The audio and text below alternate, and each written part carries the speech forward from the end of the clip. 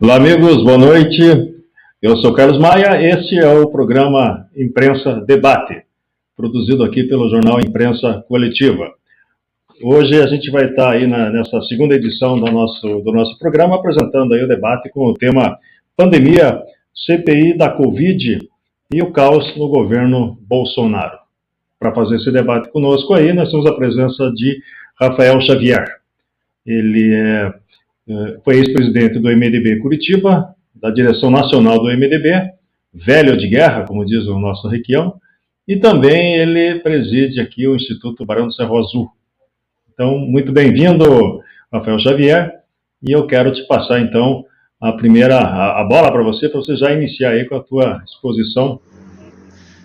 Boa noite, Maia. Boa noite, amigos que nos assistem. Eu quero primeiro parabenizar o Maia por esse novo projeto aqui no Jornal Imprensa Coletiva. Nós já temos boas referências, sabemos que você tem feito a diferença, Maia. E vamos conversar hoje a respeito de um tema palpitante, né? Infelizmente, o mundo atravessa aí há mais de um ano uma pandemia, que é a maior pandemia dos últimos 30 anos, nos últimos 100 anos. E aqui no nosso país, nós temos sofrido com a falta de políticas públicas efetivas para combater essa pandemia. Efetivamente, no Paraná e em Curitiba, atravessamos a pior fase da pandemia. Hoje eu lia pela manhã que na região sul do Brasil, pela primeira vez na história, se registra maior número de óbitos do que de nascimentos, em função da pandemia de Covid-19.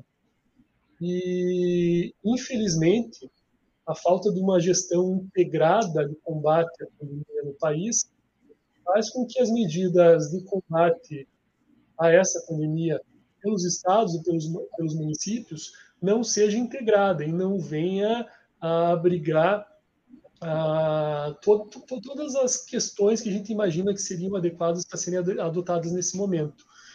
Então, eu acho que é um debate muito oportuno, a gente tem que falar a respeito disso, e eu quero te parabenizar pela iniciativa.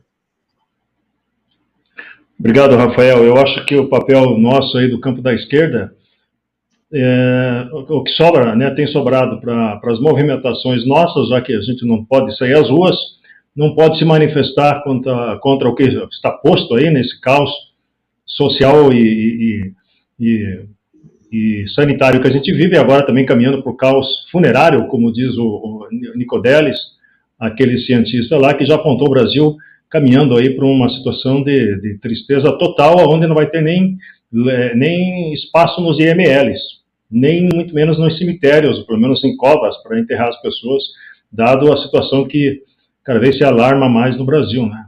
Terrível isso, e cabe pelo menos à imprensa popular e que a gente tenta construir aqui fazer esse debate. Nós nos propomos a isso.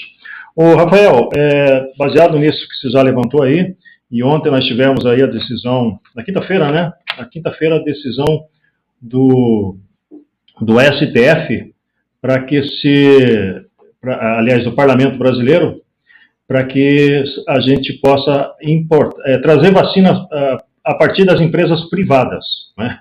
Um projeto da deputada do PP do Distrito Federal, a Celina Leão, dizendo, olha, as empresas privadas podem comprar vacinas para serem distribuídas para os trabalhadores, com essa defesa que ela fez a apresentação da proposta, e a gente entende que essa é a preocupação que a gente vai debater aqui, se isso é legal, se isso é moral, se isso é bacana, me interessa aos trabalhadores. A nossa visão é mais um projeto de fura-fila, que a gente chama no campo da esquerda, né, onde aquilo que seria obrigatoriedade do Estado, do SUS, né, que seria a vacinação em massa para a população, nesse caos que se formou, graças à inoperância do Bolsonaro, agora trata-se de criar aí artefatos aí para furarem a fila, e a gente sabe para onde que vai essas vacinas, né? Vai para os empresários, para seus familiares, para seus parentes, e alguma coisa lá embaixo para alguns trabalhadores, para dar um requinte de democrático à decisão.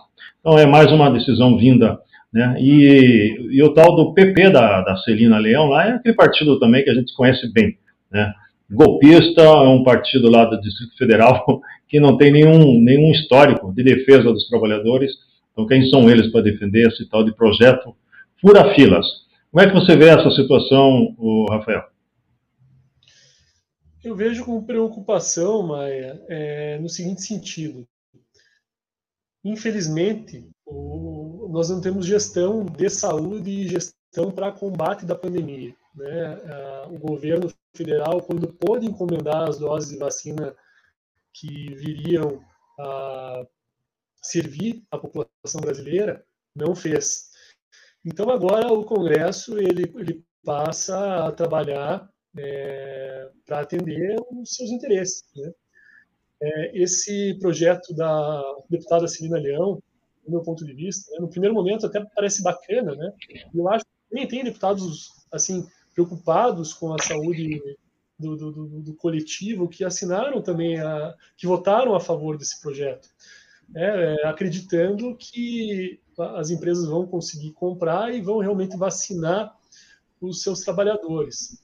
Agora é importante que a gente observe que quem vai fazer, quem teoricamente virá fazer esses pedidos não é o microempreendedor individual, nem o pequeno empresário, nem o médio empresário, serão lá as multinacionais, as grandes empresas que têm muito dinheiro e vão se organizar para fazer isso, né? Se é que isso vai vir a acontecer. Acontece que isso, no meu ponto de vista, fere um dos princípios que rege o nosso Sistema Único de Saúde, que é o princípio da universalidade, né? Então, o SUS está aí justamente para atender toda a população brasileira, não só uma parcela dela, né? E o projeto ele propõe que as empresas comprem a vacina, vacinem, obviamente, os empresários, os trabalhadores dessas empresas, e doem uma parte, salvo engano, equivalente à comprada pela empresa para o SUS, né? Agora, o que a gente vai estar fazendo? A gente vai estar permitindo que as empresas vacinem os empresários, né, os diretores da empresa, os seus funcionários, e o grosso da população, que são aquelas pessoas que trabalham na informalidade, os mais de 19 milhões de desempregados no Brasil, e as pessoas que trabalham em pequenas empresas que vão continuar dependendo do SUS, né? Esse é um problema. O segundo problema que eu vejo é que os grandes laboratórios do mundo que estão produzindo e entregando vacina hoje já se manifestaram dizendo que eles não vão negociar com empresas, que a preferência deles é pelos governos, né? Eles vão continuar mantendo relação com os governos dos países e priorizando a venda para os governos. E aí vem a pergunta, Maia, se o Brasil tem recurso para comprar vacina, se existe a expectativa de produção para o Brasil comprar estas vacinas, por que o governo não utiliza o recurso arrecadado com os nossos impostos para comprar as vacinas e universalizar o acesso, que é o que versa os princípios do Sistema Único de Saúde e da Constituição Federal Brasileira? Então, eu até acho que esse projeto apresentado ele vai trazer alguma repercussão, mas eu duvido que ele venha dar algum resultado, pelo menos a curto prazo. Eu acho que as empresas vão primeiro vender para os governos, e aí, lá no final da fila, quando acabarem governos interessados em comprar, vão começar a vender para empresas, né? Até porque se a gente somar o número de trabalhadores nessas grandes empresas do Brasil, talvez eles fiquem atrás de países com a população do tamanho do Uruguai, enfim, uma coisa que, do meu ponto de vista, é inviável nesse momento.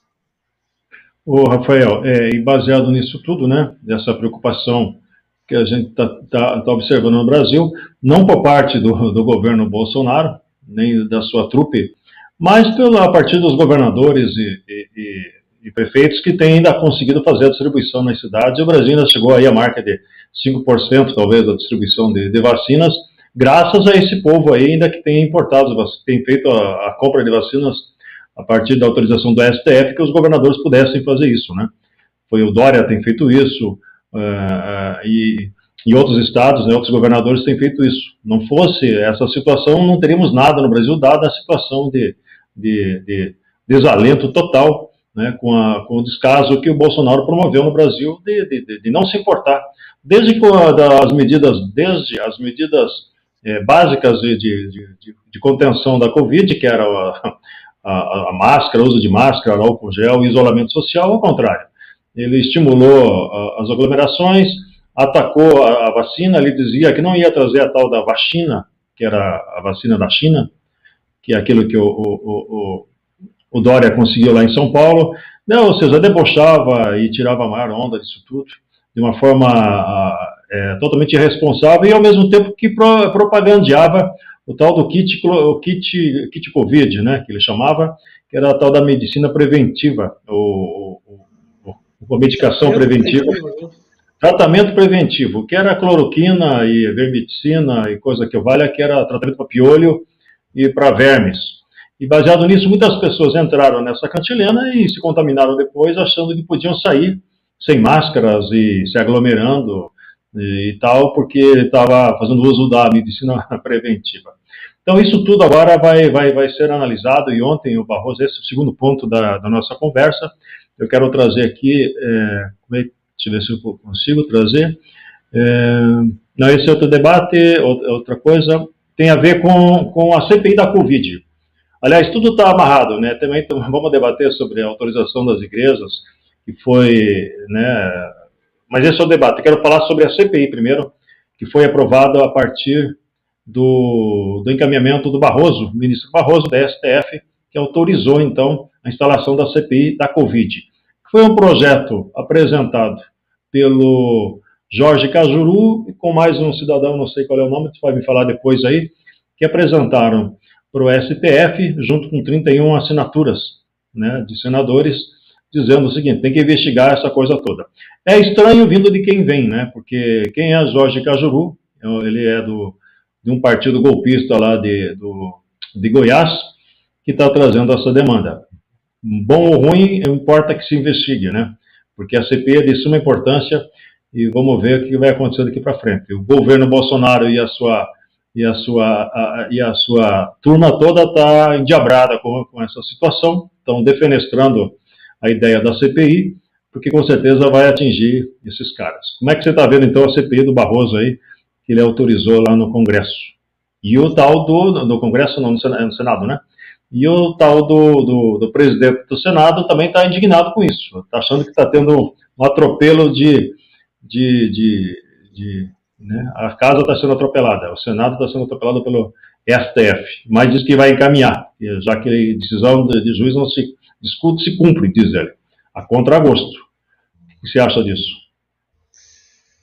Assim, Maia, até para complementar meu raciocínio lá do nosso debate anterior, ainda falando a respeito dessas vacinas poderem compradas pelas empresas, eu penso que isso é mais uma cortina de fumaça para tirar o foco do que realmente importa nesse momento, que seria o governo se ater na compra das vacinas ou na produção de uma vacina 100% nacional, seja reforçando o Butantan ou quebrando patentes das vacinas para não precisar importar insumo, fazendo alguma coisa nesse sentido. Tá? Então, eu acho que esse projeto de lei é mais uma cortina de fumaça.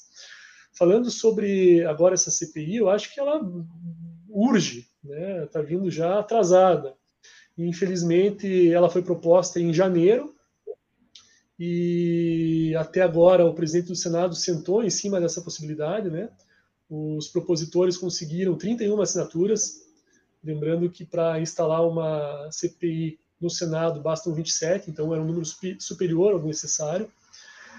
E o presidente do Senado simplesmente não leu o requerimento de abertura de CPI no plenário, que é o que basta para você iniciar a tramitação dela. Então, o Randolfo Rodrigues e o Cajuru entraram com um mandado de segurança, né, com um pedido liminar, para que o Rodrigo Pacheco fizesse essa tramitação iniciar. Tá? Até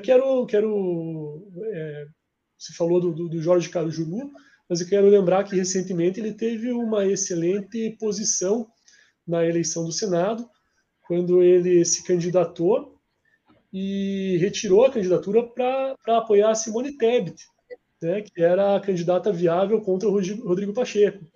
Então, se ele foi realmente eleito com o eleitorado do Bolsonaro, ele já se arrependeu. Né? Então, está tendo boas posições aí. E eu acho que a judicialização de um ato político, ela sempre tem que ser a última instância, né? Mas ela acaba sendo necessária, tendo visto que a gente está num momento muito crítico da pandemia no Brasil. E esperamos que o Congresso possa vir a cumprir a sua função constitucional de fiscalização e que a oposição possa exercer o seu papel de oposição garantido pela Constituição Federal. Então, o senhor Rodrigo Pacheco, ele que cumpra essa ordem judicial, eu tenho certeza que se ele tiver um pouco de coerência, ele também não vai contestar isso judicialmente, vai deixar que essa CPI seja instalada, né? E a gente vai aguardar agora os nomes indicados pelos partidos para ver quem é que vai participar dessa CPI, quem vai ser o presidente, quem vai ser o relator, para a gente conseguir fazer uma análise de como que ela vai caminhar assim que instalada. Estão dizendo que seria mais uma manobra do Centrão aí para preparar 2022, né, a eleição para presidente, já que o Centrão meio que domina, né, essa composição lá na Câmara, onde a extrema-direita tem lá seus 100 deputados, a esquerda mais 100, mais os 300 ali é o Centrão. E essa CPI serviria para acomodar aí os caras que vão se organizar em cima disso, que era o tal do Mandetta, né, o ex-ministro de Saúde, que seria o cara que seria um dos beneficiados por isso. Eu não vejo com essa ótica, eu acho de uma suma importância a CPI, e é isso, a esquerda vai ter que se organizar junto ao Centrão, então, para fazer com que seja levado a fundo, porque tem muita coisa para ser investigada, né, a CPI, a pandemia se espalhou no Brasil graças à malandragem, né, e também o descaso desse povo todo aí. Tem que ser avaliado isso tudo. Os signatários dessa CPI, eles são de uma amplitude política sem igual. Tem signatários do PSDB, de todos os partidos, de partidos de oposição, de partidos do centro e até de partidos do governo. Eu vejo que o Senado ele é um órgão muito mais... Ele é uma casa muito mais moderada do que a Câmara, né? E cá entre nós, a CPI hoje é um instrumento muito tímido do que o Congresso poderia fazer em relação ao governo federal. Eu penso que o governo federal está cometendo erros que podem ser responsabilizados tanto por omissão quanto por ação. A omissão na compra das vacinas no tempo que deveria ter sido feita é absurda, né? Além de não comprar vacinas, não estimulou a produção nacional. Foi contra a quebra das patentes. E ainda está propagando fake news. Então é uma ação, né? O nosso presidente da República ele vai a público no início, no meio e até recentemente da pandemia, falando coisas absurdas a respeito da pandemia. Começou dizendo que era gripezinha e agora diz que o comércio não vai fechar porque ele está cuidando da economia. Eu quero saber que economia que vai existir com as pessoas morrendo do jeito que estão morrendo, as pessoas perdendo seus empregos, as pessoas não podendo trabalhar, né? E sem o estímulo do governo. Em país mais ou menos sério, nenhum do mundo, em primeiro lugar, se fecha a economia sem ter uma contrapartida do governo. O governo está sem pagar o auxílio emergencial e até hoje não deu uma resposta adequada aos nossos micro, e médio e pequenos empresários. Tem gente que não trabalha há mais de 10 meses no Brasil, Maia. Estava conversando com o pessoal aí dos centros esportivos, por exemplo, o pessoal da quadra de grama sintética, que é um micro ramo, é um nicho muito pequenininho do nosso mercado. Eu conversava ontem com eles. Eles não podem trabalhar faz 10 meses, eles não têm ainda onde sobreviver, tiveram que mandar embora as pessoas que trabalhavam nesse setor, né? Estão passando dificuldade. Esse é um exemplo, a gente pode falar de vários outros exemplos. E aí as pessoas vão para a informalidade, as pessoas ficam desempregadas, e não existe uma ação efetiva do governo. São 19 milhões de desempregados no Brasil, uma situação muito séria. A gente vai atravessar em breve por uma crise social que talvez a gente não tenha visto no Brasil nos últimos 50 anos. É, lamentável, né? E a gente fica sem respostas para essas situações todas. Teve o caso também do Senado, né, do STF, que também teve a decisão lá no plenário, do plenário, né, dos 11 ministros, que já deram sinal aí para que as igrejas possam permaneçam fechadas, né?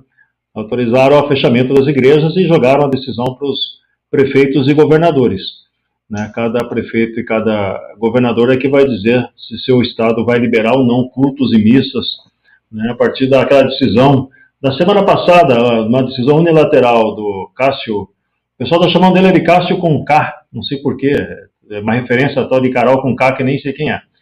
Mas de tamanha maldade desse cara, eu não sei se a Carol com K, quem acompanhou esse debate, e o Cássio Nunes, né, que é aquele ministro do STF, plantado ali no STF pelo Bolsonaro, tomando sempre decisões contrárias à nação, fez aquela presepada lá de liberar os cultos e missas na sexta-feira passada, né, uma decisão pessoal dele, e agora o STF julgou ontem, né, foi ontem, quinta-feira, para que não, as igrejas têm que permanecer fechadas.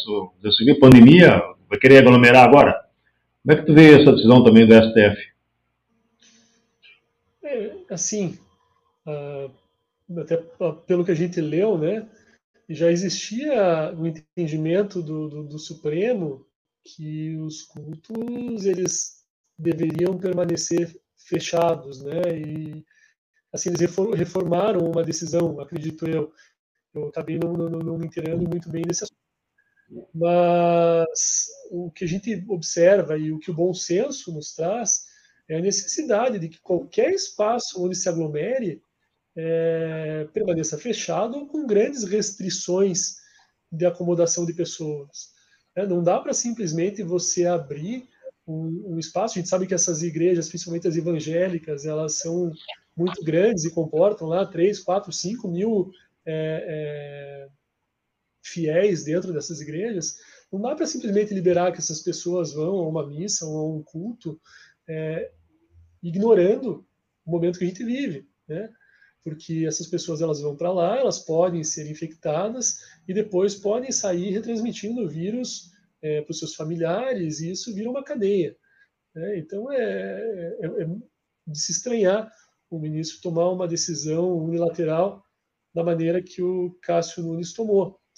E agora o Supremo acabou delegando para os estados e municípios que deliberem a respeito disso. Num primeiro momento, eu acho uma decisão adequada, né? Porque o município vai conseguir verificar se o nível de transmissão do vírus lá tá baixo, tá médio, tá alto. Agora tem que existir bom senso.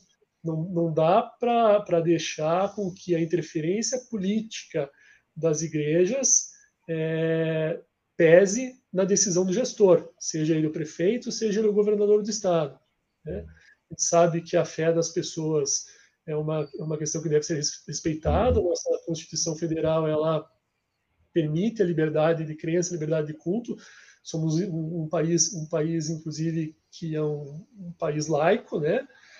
Então respeita todas as religiões, mas nesse momento as igrejas elas podem muito bem fazer os seus cultos online ou pela televisão, como muitas fazem, respeitando lá a vida, que é o bem maior que deve ser defendido. Espero que os nossos prefeitos e que os nossos governadores, né, com a fiscalização das câmaras municipais e das assembleias legislativas, tenham um bom senso e realmente utilizem de critérios técnicos para definir quem abre e quem fecha. Simplesmente abrir tudo não dá.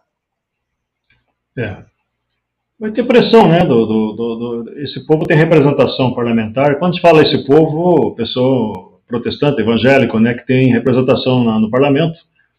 Participo lá da bancada os 4B, né, BBB, 3B, né, BB, Boi, Bala e Bíblia, né, a bancada do Boi, Bala e Bíblia. Eles exercem influência nas igrejas e são eleitos através de igrejas evangélicas e tal, e tem uma representação parlamentar muito grande.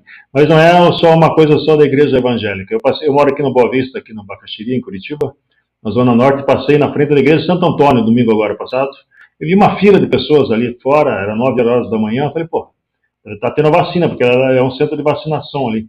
Mas não era vacina não tinha nada de vacina, era a missa que estava rolando. Muita gente lá fora, muita gente lá dentro, muito carro, muita gente. Ou seja, não é uma coisa só dos evangélicos, esse descumprimento né, indo contra aquilo que é ciência, né, um negacionismo mesmo, né, e a gente tem que ficar atento aí, porque infelizmente esse pessoal não está levando a sério.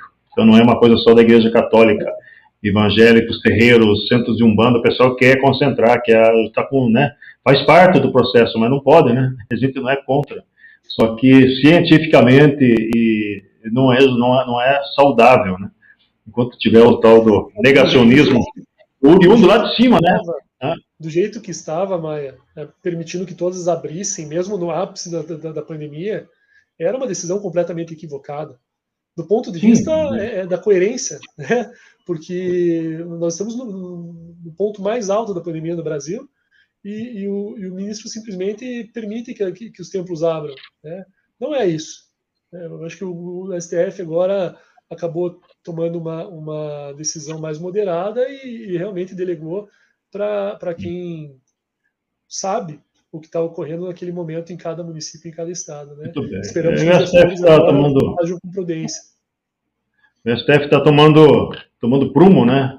Depois de ter sido esculhambado nos últimos 5 anos, tendo uma esculhambação, chegando aí até o momento de que os caras estavam tramando prender todos os caras lá do STF, a partir do Moro aqui, e a tal da Operação Lava Jato, com as escutas que o Lula chegou às mãos do Lula e do pessoal da esquerda aí, dizendo que vamos prender todo mundo do STF, e agora eles se tocaram, estão se arrumando lá, tomando jeito, e pelo menos a gente está respirando um pouco melhor, né, a partir lá do STF. Para a gente encerrar aqui, então, a proposta do nosso programa são 30 minutos, mas vamos só entender um pouquinho mais aqui, porque a nossa conversa está boa, como sempre, Rafael. Eu só quero pegar aí como é que você está vendo o quadro político, então, no TV do 22, né? Ontem o Lula já deu alguns toques aí para os dirigentes do PT, dizendo, olha, onde tiver estados que o PT tenha chance de ganhar, de fato, para governador, lance candidatura e vamos ganhar. Talvez São Paulo, saiu uma pesquisa ontem, São Paulo, o Haddad está em primeiro lugar lá. Agora, na maior parte dos estados, a ideia, né, é que comecem a articular a candidatura a Lula presidente. Tem chance, vai emplacar mesmo o Lula? Você acha que a tal da frente ampla se compromete, ela acaba ficando defasada com a não participação do PT, ou frente ampla eleitoral é uma coisa, a frente ampla para combater a mediocridade tem que existir, que é outra coisa, independente da frente ampla eleitoral, mas a nível eleitoral cada um faz a sua luta. Como é que está o MDB do teu partido, aliás, você que é um dirigente nacional? Dá uma pincelada nessa coisa toda, então. Primeiro eu quero colocar minha posição, né? Eu acho que discutir eleições agora, nesse momento, é inadequado, né? Qualquer partido que tem responsabilidade deveria estar lá no Congresso, lutando por mais vacina, lutando para a nossa população estar assistida nesse momento, economicamente e também na área da saúde. E eu penso que existem inúmeras razões para o impedimento desse presidente da República, que, sem dúvida nenhuma, é a pessoa mais despreparada que já governou o nosso país, e que tem uma série de fatores, uma série de indícios que levam a crer que ele cometeu uma série de crimes que deveriam acarretar no processo de impeachment. Tá? Então, eu acho que existe um pouco de irresponsabilidade dos nossos parlamentares, do nosso Congresso e dos partidos políticos que lá estão, né? Posto isso, a gente passa a pensar sobre as eleições do ano que vem. o Bolsonaro vai à reeleição. Isso é óbvio, se não for impedido, ele vai à reeleição e vai com um número considerável de apoiadores. Todas essas ações dele, negando o quadro grave que a gente atravessa, tentando muitas vezes colocar a liberdade como um valor mais importante do que a vida, e até articulando movimentos sociais para irem às ruas defendendo essa ideia absurda, mostram que ele tem conseguido reverberar o seu discurso e manter apoiadores. Agora, domingo, vai ter uma marcha da família pela liberdade, como se a liberdade fosse um princípio que está acima da vida na nossa Constituição ou na nossa sociedade. Então, ele tem conseguido fazer isso. Tá? Então, eu acho que o Bolsonaro é o adversário a ser batido. O Lula, sem sombra de dúvidas, ele traz uma memória do eleitor de média idade e de idade mais avançada do que pode ser feito no Brasil a um relativo curto espaço de tempo. Ele teve uma gestão muito eficiente, ele conseguiu tirar o país do mapa da pobreza, conseguiu trazer pessoas para a classe média, conseguiu reduzir pobreza, conseguiu muitos avanços sociais. Então, ele é um candidato que, mesmo com todo esse histórico da Lava Jato, que a gente sabe que está sendo discutido até por suspeição, mas que ainda está presente no imaginário popular, mesmo com isso tudo, ele aparece nas pesquisas muito bem colocado. E o Lula, ele sabe fazer política, né? Ele é um cara que assim, ele é maior do que o partido dele. Então, ele é um cara que dialoga com a direita, dialoga com a esquerda, dialoga com o centro e sabe fazer política pública. Com relação a uma terceira via, eu enxergo que há espaço, né? Se nós analisarmos algumas outras pesquisas, algumas pesquisas que chegam até nós, cerca de 50% das pessoas não gostariam de votar nem no Lula nem no Bolsonaro. Só que eu ainda penso que já está muito perto para surgir essa terceira via. A gente está aí há um ano, praticamente um ano do início do processo eleitoral, e essa terceira via ainda não está consolidada. Né? A gente tem o Ciro Gomes, que tem um discurso muito coerente, eu gosto particularmente do discurso dele na área econômica, mas que não deslanchou ainda. Temos alguns outros outsiders sinalizando que podem entrar nesse processo, como Luciano Huck, como Dória. a própria Luísa Trajano, lá do Magazine Luiza. Dória. O Dória, né, que graças ao Dória hoje, bem ou mal, o Brasil tem uma vacina, né, e 80% das vacinas do Brasil são produzidas em São Paulo. E esse discurso pode ser que venha forte. Tem o Eduardo Leite, lá do Rio Grande do Sul, que já disse que não é candidato à reeleição e que quer fazer uma briga interna lá com o Dória dentro do PSDB. E nós do MDB pensamos sim na construção, uma construção própria, mas eu também entendo que um projeto tem que vir antes de uma pessoa, né? Então, nós pensamos em construir um projeto de centro e apresentar ele para o Brasil. Se ele vai ser utilizado numa candidatura própria ou para apoiar uma candidatura que não seja do próprio MDB, isso a gente vai ver lá na frente, porque eu acho que não é o momento ainda, né? E os nossos dirigentes nacionais têm também sinalizado nesse sentido. O Rafael, e o nosso, já encaminhando aqui para o final, só outra última situação. E o nosso Requião? Para mim, é o meu candidato eterno, Requião, para governador. Ele é candidato? Como é que está a coisa? Então, o estado do Paraná, ele atravessa por essa crise, a mesma crise que nós vemos a nível nacional. E aí eu faço uma crítica muito embasada no que eu tenho visto com relação a números de vacinação, tá, Maia? Eu pego o exemplo lá do Rio Grande do Sul, que é um estado aqui do sul do país, que tem uma população um pouquinho menor, regula a população, é quase a mesma, mas é um pouquinho menor que a do Paraná, tem praticamente o mesmo clima, a mesma extensão geográfica, os mesmos laços culturais, é um estado quase igual ao Paraná, que tem recebido muito mais vacina do que o nosso estado. O nosso governador tem feito a política da boa vizinhança com o governo federal. Recebeu até hoje 2.600.000 doses. Não critica, não assinou aquela carta dos governadores, que 16 governadores assinaram, criticando a política de enfrentamento ao Covid, e tem recebido 25% menos vacinas do que o Rio Grande do Sul, onde o governador é explicitamente oposição.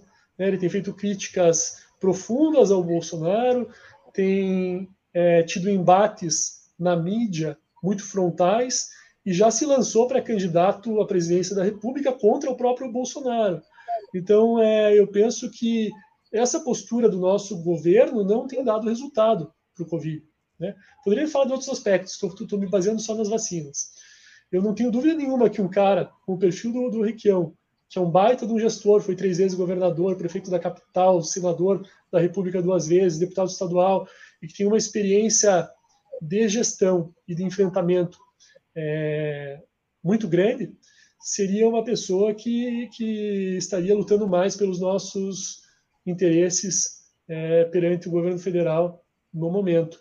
E eu acho, sim, que ele é muito preparado e que, se houver possibilidade, ele será o nosso candidato do MDB à sucessão do Ratinho Júnior. Muito bem. Vamos relembrar 2002, né? Lula presidente, Requião governador. Vai ser bacana de ver isso aí. Ô, Rafael, vamos então finalizando aqui suas considerações finais aí, alguns segundos aí para você se despedir da galera. Eu queria novamente agradecer o espaço, me colocar à disposição para novos debates e dizer que esse tipo de iniciativa, Maia, tem que ser muito valorizado, porque às vezes a gente acaba chegando em locais onde a imprensa tradicional, onde a TV a cabo, onde esses meios de informação mais tradicionais realmente não chegam, né? Então, quero te parabenizar o pessoal do Jornal Imprensa Coletiva e deixar aqui de recado para os nossos espectadores que eu espero que passe logo essa nossa fase, que o Brasil volte a crescer, que as pessoas recuperem a sua capacidade econômica e que nós possamos ter muita saúde. Um abraço a todos vocês, uma excelente noite e um bom fim de semana. Muito bem. Obrigado, Rafael, pela tua participação. A gente conta contigo na sequência. A ideia do programa toda terça e toda sexta, no início da semana, no final de semana, a gente faz uma análise de conjuntura geral aí. Eu quero te convidar para a próxima. Mas é isso aí, um grande abraço a todos, até a próxima e vamos à luta.